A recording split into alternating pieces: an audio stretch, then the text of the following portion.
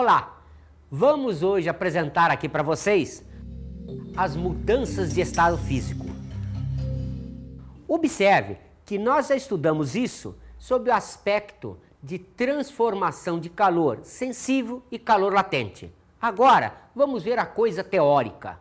Então, vamos mostrar aqui os 3 estados físicos principais da matéria. Observe, os 3 estados físicos principais. Por quê? Porque entre sólido e líquido, nós temos estados intermediários. Nós temos o pastoso. Esse pastoso pode estar mais perto de sólido, mais perto de líquido. Nós temos gel, a gelatina, que é um estado intermediário. Então, os nossos 3 estados físicos principais são o sólido, líquido e gasoso. Observe, quando nós fazemos uma passagem daqui para cá, nós fazemos sempre uma reação endotérmica, isto é, o sistema recebe calor. Quando nós fazemos passagem daqui para lá, o sistema é exotérmico, isto é, ele cede calor. Vocês se lembram, quando nós trabalhamos com calor, mostramos que ele podia ser calor cedido ou calor recebido. O calor latente, nós dissemos, ele tem um lugar específico nessa expressão nossa. Por quê? Porque nós já sabemos as possibilidades que você tem nas mudanças de estado de ganhar ou perder calor. Observe então as nossas principais mudanças. Primeiro, a fusão, a passagem do estado sólido para o estado líquido. Observe que a solidificação é o fenômeno inverso. O que quer dizer isso? Que eu tenho aqui uma ponte. Numa ponte eu tenho 2 possibilidades de caminhar, para cá ou para lá, mas a ponte é uma só. Observe aqui a vaporização, passagem do líquido para o gasoso. Aqui a liquefação, passagem do gasoso para o líquido. Existe um processo também chamado sublimação, que é a passagem direta de sólido para o gasoso ou vice-versa, sem passar pelo estado líquido. Alguns autores chamam sublimação a passagem de sólido para o gasoso e ressublimação a passagem do gasoso para o sólido. Mas isso não está mais em uso. Chama-se de um modo geral sublimação a passagem para um lado ou para outro. Vamos começar então a estudar cada uma dessas mudanças. Vamos começar pela sublimação. A sublimação é então a passagem direta do estado sólido para o estado gasoso. Nós temos vários exemplos para mostrar para vocês. Por exemplo, um exemplo clássico é o da naftalina. A naftalina é usada para quê? Para matar barata. Como é que se mata barata com naftalina? Primeira pergunta, você coloca a bolinha de naftalina lá e a barata vai lá, come e morre envenenada? Não, não é nada disso. Segunda hipótese, será que você pega essa bolinha de naftalina e joga para acertar a cabeça da barata? Também não é nada disso. Você deixa a bolinha lá, ela vai transformando a parte sólida em estado gasoso e com isso, esses vapores, dizem, são tóxicos para a barata. Então a barata morreria em função disso. Qual é a vantagem da naftalina? Como você vai usar junto com roupas, no guarda-roupa, etc., o que vai acontecer? Se ela passasse pelo estado líquido, teria a possibilidade de manchar suas roupas. Observe mais, você pode também pensar no iodo. Iodo não existe em condições normais em estado líquido. Você tem iodo em estado sólido, que é uma pedra, ou então, quando você o aquece, ele passa para vapor de iodo. Mas você diz, eu já vi lá na farmácia um vidrinho de iodo. Não, aquilo não é iodo, aquilo é a tintura de iodo. O que é a tintura de iodo? A pedra de iodo não dissolve em água. Então, se você não dissolve pedra de iodo em água, você dissolve em álcool. Então, a tintura de iodo nada mais é que a pedra de iodo dissolvida em álcool. Em cirurgias, quando os médicos precisam fazer uma boa asepsia, eles lavam bem as mãos, os antebraços e depois usam uma solução de álcool iodado, Isto é álcool com um pouquinho de iodo. Isto é uma concentração menor do que aquela que você tem na tintura de iodo. Então, como você vê, tem vários exemplos de formação. A cânfora é semelhante à naftalina.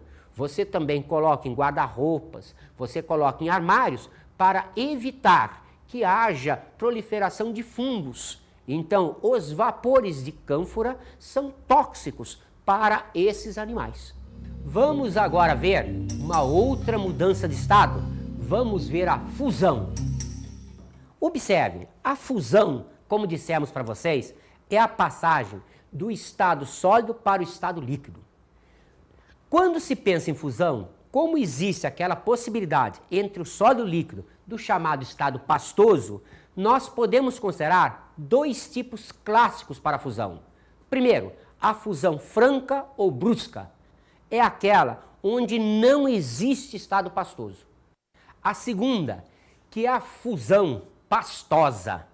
Como ela é típica do vidro, ela é chamada fusão vítrea ou pastosa. Observe então que, pelo tipo de fusão, nós sabemos se o corpo vai passar ou não por esse estado pastoso. Quem geralmente não passa pelo estado pastoso? As substâncias puras e as misturas azeotrópicas. Então, nessas situações, nós não temos estado pastoso.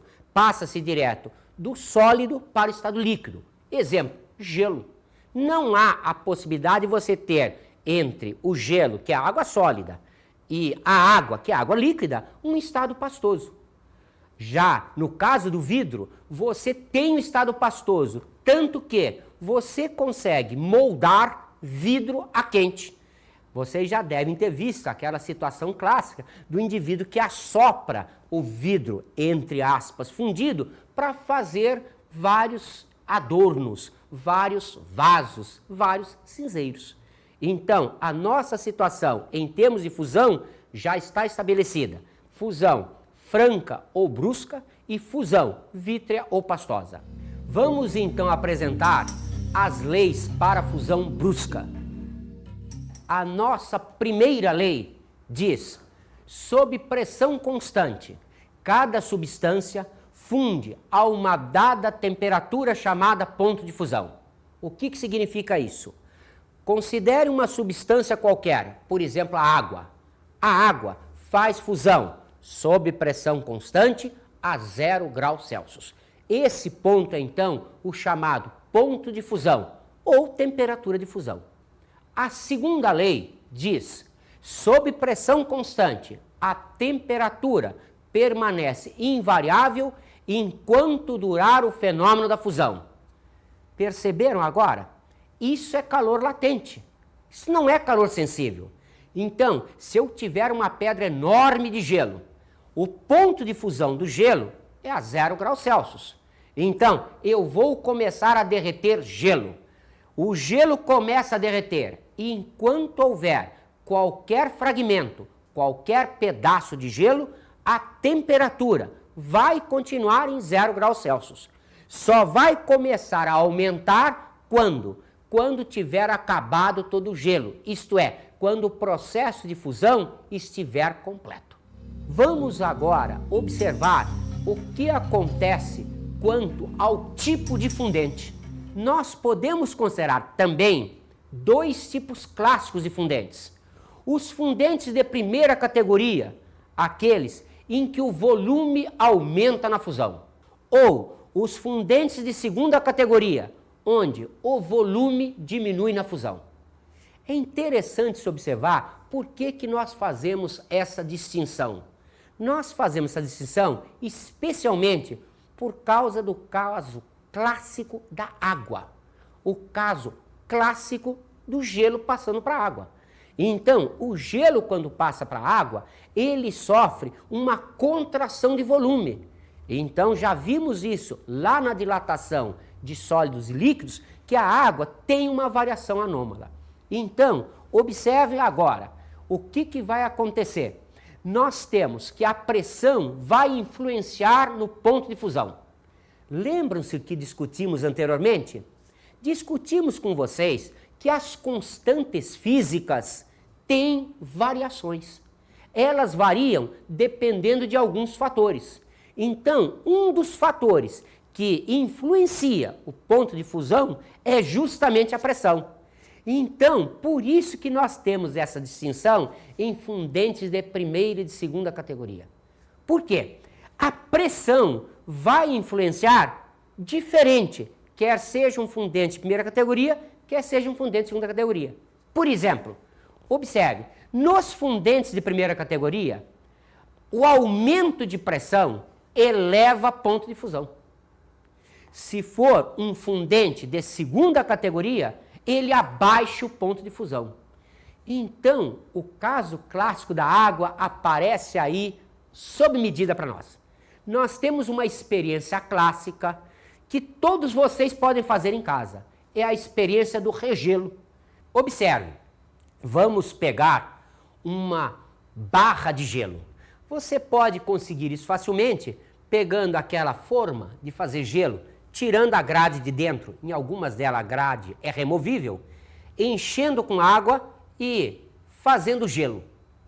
Você depois vai colocá-la apoiada em 2 suportes e vai colocar em cima dela um fio fino, não pode ser um fio muito grosso, um fio fino, um arame, com 2 pesos nas extremidades. Você vai observar algo interessantíssimo. O arame vai cortando gelo. Daqui a pouco, o arame cai e a pedra de gelo continua íntegra. Como é que é possível uma coisa dessas? Vamos pensar? Como você tem aqui o arame fino e aqui submetido a 2 pesos, a pressão exercida exatamente embaixo dele é uma pressão muito grande. Então, derrete o gelo aqui embaixo. Embaixo do arame vira água. No que vira água, o arame desce. Mas, assim que o arame desce, ele deixa de exercer pressão em cima. Se ele deixa de exercer pressão em cima, a água em cima regela. Então, o arame vai descendo, vai derretendo o gelo exatamente embaixo dele e em cima vai se reformando o gelo. Vai fazendo a experiência do regelo. Se você não quiser ter tanto trabalho assim, você tem uma outra maneira. Pense assim, você vai pegar 2 pedras de gelo, coloque-as na mão e aperte uma contra a outra. Enquanto você estiver apertando-as, o que acontece? Sai água profusamente, está havendo fusão. Quando você solta, você diminui a pressão entre elas, a água que fica entre elas regela. Então as 2 pedras ficam soldadas. Agora você entende o que acontece quando você vai numa festinha e o anfitrião, ele coloca à disposição dos convidados um balde com gelo. Está na cara que depois de algum tempo você puxa a pedra de cima, elas saem todas grudadas. Ninguém colocou cola no meio das pedras de gelo. Mas quando você levanta a pedra de cima, você diminui a pressão, a água que existe entre elas regela e, como tal, fica tudo soldado. Vamos então ao processo inverso? Vamos à solidificação. Observe, como dissemos, isso é uma ponte. Então você tem passagem para um lado ou para o outro. O meio da ponte é o mesmo. Então, vamos pensar na solidificação como sendo o processo da fusão feito no sentido inverso. Consideramos então 3 leis. Consideramos a primeira lei.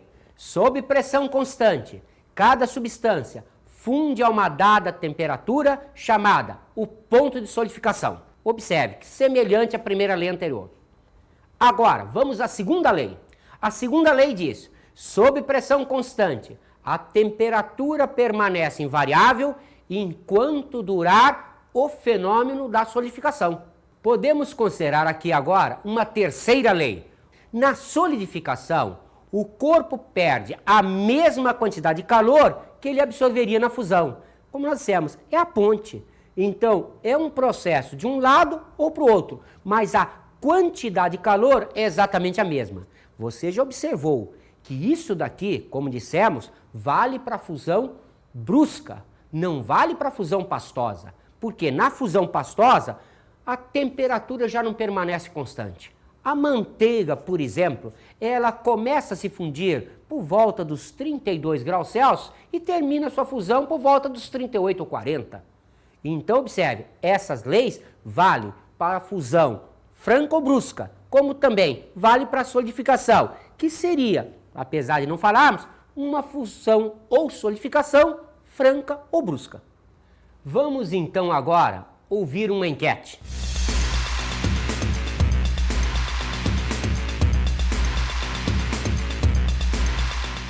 Me conta uma coisa, por que a água não congela totalmente nos países de inverno rigoroso, que tem inverno rigoroso? Ela só congela na superfície, você sabe me dizer? Não. Talvez porque ela seja irregular ou coisa parecida. Eu não sei. Não. Não. Não também. Não, Faz a mínima ideia? não. A superfície da água ela está assim vulnerável ao vento e a temperatura gelada. E a parte de baixo não, ela já está movimentando a parte de baixo. Só a superfície que fica meio parada. Por que a água nos países com inverno bem rigoroso, ela só congela na superfície, assim, nos lagos, e não congela totalmente? Olha, agora não sei te explicar isso. Como que você não sabe explicar isso? Ah, eu não sei, cara, porque também, isso que eu queria saber também.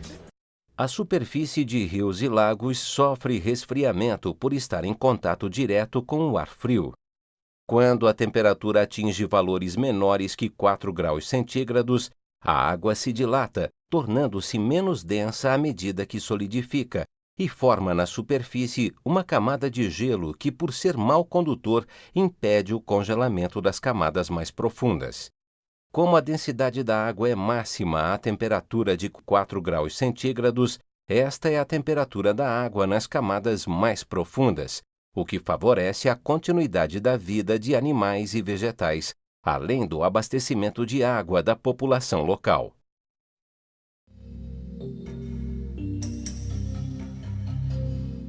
Vamos observar aqui agora uma situação bastante interessante, chamada a superfusão ou sobrefusão. O que é a superfusão ou sobrefusão? É o fato de uma substância permanecer em um estado físico abaixo do seu ponto de solidificação ou de fusão. Vamos dar um exemplo? A água. A água vai ser resfriada. Então pegamos água a 4 graus Celsius.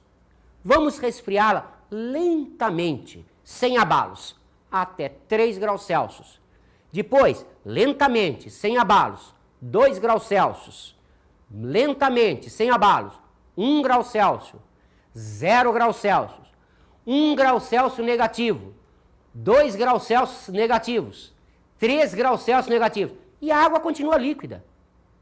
É uma situação anômala. Por quê? Porque a 0 graus Celsius, sob condições normais, a água deveria solidificar-se. Ela não se solidifica. Por que acontece isso? É um falso estado de equilíbrio. A água apresenta esse fenômeno. Observe que não é apenas a água. A gente observa isso também no fósforo, no enxofre, na glicerina.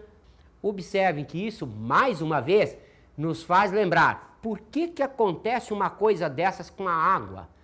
Por que acontece com a água? Aquilo que foi mostrado na enquete de ter o sólido menos denso do que o líquido. Porque a água, sendo elemento mais comum nosso na natureza, deveria ser mais regular. Não, ela faz essas anomalias todas. Aqui é interessante se observar que essa situação, esse estado de superfusão ou sobrefusão, acontece bastante comumente nos capilares. O que quer dizer isso? Quando você tem água dentro de um capilar, ela chega a temperaturas bem inferiores a 0 graus, ainda no estado líquido. Já observaram que isso na natureza é muito bom? Pense nas árvores da Sibéria. A temperatura está menos 40, menos 45.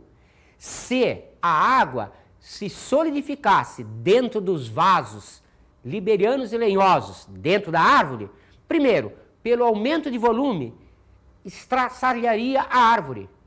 Além disso, impediria o fluxo de alimentação para a árvore. E então, a natureza pensou nisso como nós.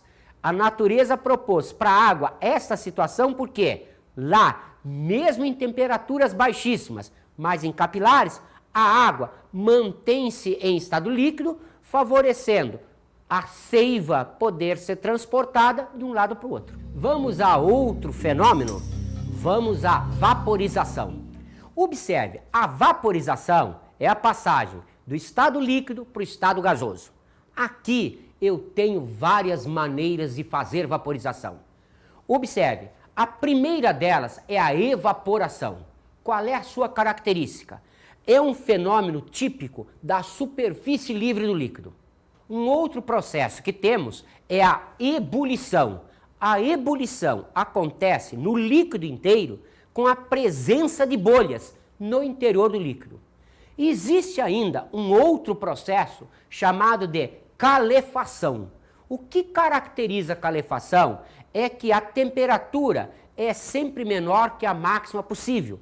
Isto é, o líquido não entra em ebulição. Ele faz uma temperatura inferior àquela chamada ponto de ebulição. Observe, a evaporação, ela obedece a algumas leis, as chamadas leis de Dalton. John Dalton nasceu em 1766 e foi um grande físico inglês, criador da moderna teoria atômica. O seu admirável talento científico fez-o arquitetar essa teoria sob a influência de leituras de obras de Newton, mesmo antes de recorrer à experimentação, a qual veio mais tarde confirmar-lhe as hipóteses.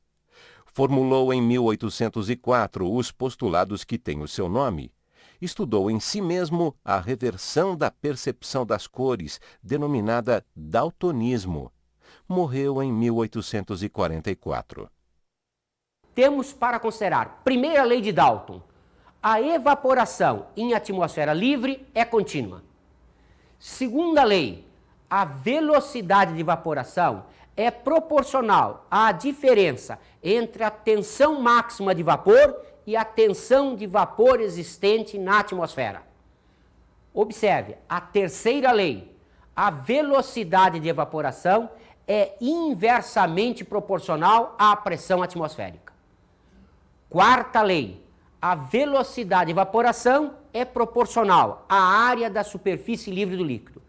Nós podemos juntar essas leis todas numa expressão matemática. Observe, a velocidade de evaporação igual a K, S, F grande menos F pequeno sobre a sua pressão. A velocidade de evaporação, então, como vocês estão vendo, ela depende primeiro de um K. Quem é esse K? Esse K é uma constante. Observe, outra vez aquela nossa ideia das constantes físicas.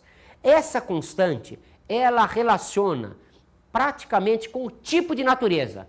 Quando eu tenho um K grande, eu tenho os chamados líquidos voláteis, isto é, tem uma velocidade de evaporação grande na temperatura ambiente. Quando o K é pequeno, eu chamo isso um líquido fixo. Por exemplo, óleo, azeite. Se você derramar aqui uma gota de óleo, azeite, daqui a um ano você volta, ela ainda está presente. Perceberam? Então, o K, ele depende da natureza do líquido. O S é a área. Todos vocês sabem a experiência. Se eu derramo aqui um pouco de água e eu não tenho um pano para enxugar, o que eu faço? Com o meu pé, eu espalho a água. Por quê? Quanto maior seja a superfície de líquido, mais rapidamente o líquido evapora. Isto é, a velocidade de evaporação é maior. A diferença F grande menos F pequeno. A cada temperatura existe um valor que é o chamado tensão máxima de vapor àquela temperatura. O ar-condicionado, ele trabalha aí. O ar-condicionado não é geladeira, ele não esfria o ar. O que ele faz? Ele diminui a tensão de vapor existente. É o F pequeno da fórmula. Então, se o F grande é uma constante para uma dada temperatura, se o F pequeno diminui, aquele binômio diminui. Se o binômio diminui, o que acontece? Eu obrigatoriamente tenho uma velocidade menor. Mas, observe, se o binômio aumenta, eu tenho maior velocidade de evaporação. Então, o ar-condicionado ele faz isso. Ele diminuindo o F pequeno, ele aumenta o binômio, porque o binômio é F grande menos F pequeno. Então, com isso, aumenta a velocidade de evaporação, nós temos a sensação que estamos em ar frio. Perceberam? O ar-condicionado não é geladeira, ele não esfria o ar, ele seca. Tanto que, de um modo geral, ele goteja do lado de fora. De onde é que está aparecendo essa água que ele joga para fora? Do vapor de água que ele tira em determinado ambiente. Observem também que a velocidade de evaporação é inversamente proporcional à pressão. Isto é, quanto maior a pressão, menor será a velocidade de evaporação. Vamos então a outro processo, vamos à ebulição. Ela também tem leis, e as leis são semelhantes à da fusão e solidificação. Observe, a primeira lei, sob pressão constante, cada líquido entra em ebulição a uma dada temperatura chamada ponto de ebulição. No caso clássico da água, sob a pressão atmosférica, considerada padrão, nós temos ponto de ebulição 100 graus Celsius. A segunda lei, também semelhante, sob pressão constante, a temperatura permanece invariável enquanto durar fenômeno de ebulição. Perceberam? Isto daqui segue exatamente aquilo que falamos sobre o calor latente. Cuidado, que na evaporação não acontece isso, mas na ebulição acontece. Uma terceira lei que pode ser citada é: a tensão de vapor produzido durante a ebulição é igual à pressão exterior. Quando estudarmos gases, vamos definir exatamente para vocês o que é a tensão de vapor, mas você já tem a ideia dessa lei na cabeça. Podemos pensar então a variação da pressão com o ponto de ebulição. Lembrem-se, já vimos isso lá na situação clássica da fusão. Só que lá eu tinha a possibilidade de fundente de primeira categoria, fundente de segunda categoria. Aqui não tem nada disso. Aqui a coisa é direta. Sempre o aumento de pressão produz o aumento no ponto de ebulição. Então, sempre, como dissemos anteriormente, existe influência de outros fatores nas constantes físicas. Então, a constante física, ponto de ebulição, sofre influência de pressão, além de outros. Outro processo é a calefação. Observe, a calefação é um processo especial que você observa quando você goteja um líquido em cima de superfícies superaquecidas. Por exemplo, ferro de passar roupa. Quando você joga gotículas d'água, você vê a gotícula ficar saltitando e ir desaparecendo lentamente. Observe que a calefação também tem leis. A primeira lei diz: o líquido em calefação não entra em contato com a superfície. Como é que você pode demonstrar isso? Maneira simples. Se você, por exemplo, em vez de usar a chapa do ferro de passar roupa, você usar uma grade superaquecida, jogando a água, você nota que a água não chega a encostar na grade, porque se ela encostasse, ela passaria por ela. Então você nota que realmente a calefação é uma situação onde o líquido ele não vai encostar na superfície. A segunda lei diz: o líquido fica em temperatura inferior ao seu ponto de ebulição. O que quer dizer isso? Que vai haver grande produção de vapor e esse vapor vai atuar como isolante térmico e vai servir de mola. Por isso que a gotícula fica saltitando. Vamos então agora ver a liquefação, a passagem do estado gasoso para o estado líquido. A melhor maneira de estudarmos isso é vermos as curvas de Andrews. Observe, nas curvas de Andrews eu tenho aqui a fase sólida, a fase líquida e a fase gasosa. Aqui está marcada a tensão máxima de vapor e a tensão de vapor existente para essa fase gasosa. Observe, esta linha mostra a passagem da fase sólida para a fase líquida. É fusão para cá, solidificação para lá. Esta daqui mostra a situação da ebulição para cá. Perceberam que essa linha mostra a passagem de fase sólida para gasosa ou vice-versa? Seria a linha de sublimação. Esta é a situação clássica. Observe, é um gráfico de pressão em função de temperatura. Vamos pegar o caso específico para a água. Então, observe para a água. Esta linha que estava encurvada para cá, ela quase que virou para lá. O que acontece então? O aumento de pressão aqui, observe, dá baixamento no ponto de fusão e solidificação. Vocês estão observando esse pontinho aqui, que interessante? Esse pontinho é o ponto triplo. É o ponto onde coexistem a fase sólida, a fase líquida e a fase gasosa. Observe que para a água, esse ponto corresponde a 4,58 milímetros de Hg. Já pensou o que é isso? A pressão normal é de 760 milímetros de Hg. Ela está lá em cima. Mas é possível água fazer sublimação. Isto é, água passar da fase sólida para a fase gasosa se eu tiver numa pressão inferior a essa. Observem mais esta linha aqui. Esta linha separa a fase gasosa, conhecida como vapor ou como gás. Então, esta linha é o que nós chamamos de temperatura crítica. Qual é a diferença entre um vapor e um gás? Ambos são fase gasosa. Só que se tiver em situação de vapor, observe, o aumento de pressão vai transformar a fase gasosa em fase líquida. Já se eu tiver aqui no estado de gás, se eu fizer aumento de pressão, eu não vou para o estado líquido. Então, antigamente, algumas substâncias gasosas, como oxigênio, como nitrogênio, eram considerados apenas gases, não poderiam nunca ser liquefeitos. Por quê? Só se imaginava liquefazer numa situação de pressão. Hoje, nós sabemos que nós podemos liquefazer qualquer gás, desde que a gente produza variação de pressão e variação de temperatura. Por exemplo, um gás nesta situação, esta pressão e essa temperatura. O que nós fazemos? Primeiro resfriamos abaixo da temperatura crítica, depois aumentamos a pressão para que ele vá para a situação de líquido. Podemos ver então a situação das curvas de Andrews do CO2 do gás carbônico. Observem que a curva é a curva normal e aqui o ponto triplo aparece a 388 centímetros de mercúrio. A pressão normal é a pressão de 76. Perceberam como nós vivemos nessa pressão?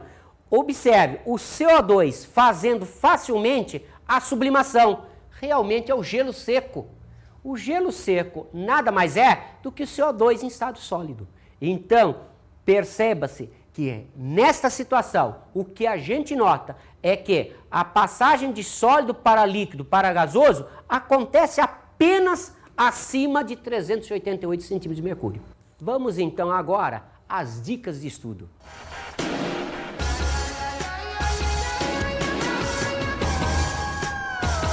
Então, observaram? Esta é uma aula bastante teórica, mas você deve associá-la àquelas ideias que fizemos, associando calor latente às mudanças de estado físico.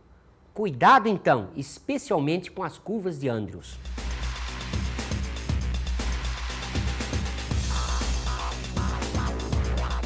Na aula de hoje, estudamos as leis das mudanças de estado físico.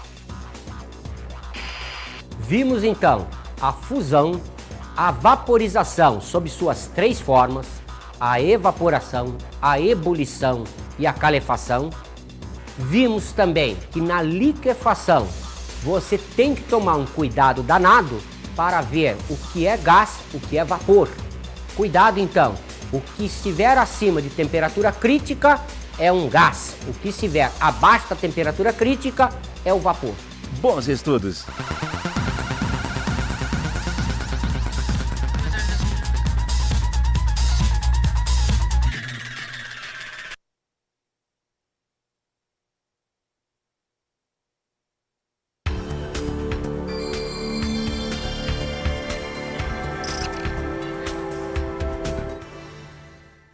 Colegas, vocês já devem ter notado nas nossas aulas tradicionais que temos uma dificuldade muito grande, especialmente com R3.